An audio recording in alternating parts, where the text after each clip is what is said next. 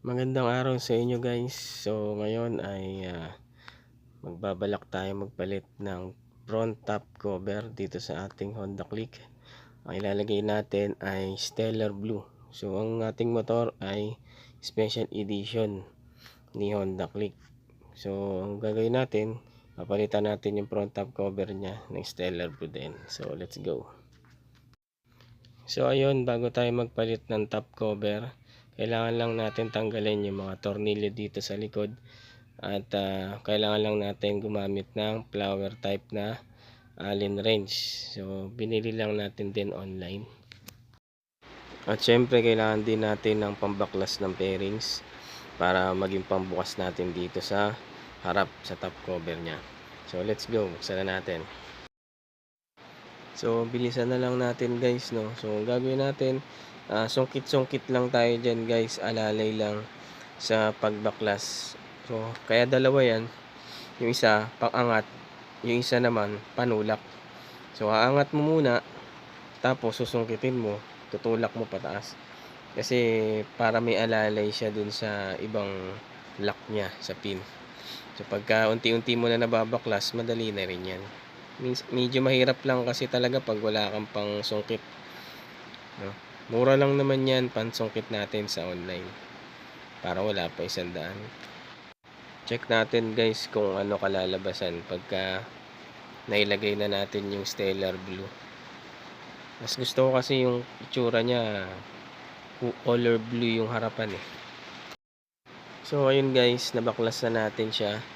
At bagong bago pa to, itong top cover natin.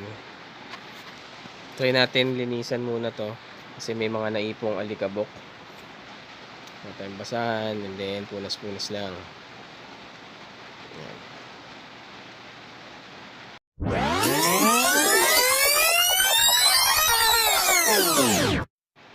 Tama na at baka mabura na yung kulay.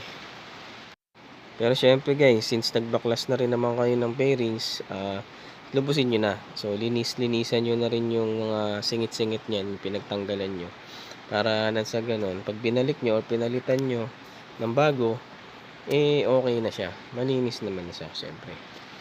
So, lagyan natin ng WD-40 para kahit pa paano matanggal yung mga kalawang-kalawang sa lagay ng tornilyo at yung mga alikabok. And yun, tapos na natin linisan yung mga naiwang kalawang at mga natuyong alikabok dyan. At ikabitan natin, itry natin siyang i-testing. So yun nga pala, yung nabili kasi natin na top cover, hindi kasama yung lock nya. So kaya ang gagawin natin, tatanggalin natin yung sa stock, tapos ipapalit natin dito sa nabili natin. Kadalasan baka mag-avail kayo tapos walang lock, kaya yan ang ipapalit natin, yung nasa stock. So punas-punas ulit.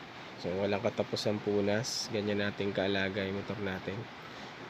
So yan. Sa pagkabit naman natin guys, kailangan nakalapat maigi. Ang dahan-dahan lang sa pagtulak kasi baka mamaya maputol yung mga lock nya, kaya dahan-dahan lang. Parang napansin ko mas maganda yung blue, no? Habang kinakabit ko siya dyan, maganda yung kulay niya compare dun sa may white, no? Kayo kung ano napansin nyo, parang mas okay siya. So tingnan natin guys kung ano yung maging result nya sa harap. Check natin kung maganda ba, kung may nabago ba sa look nya. Chamada na cena, chamada na cena, chamada na cena,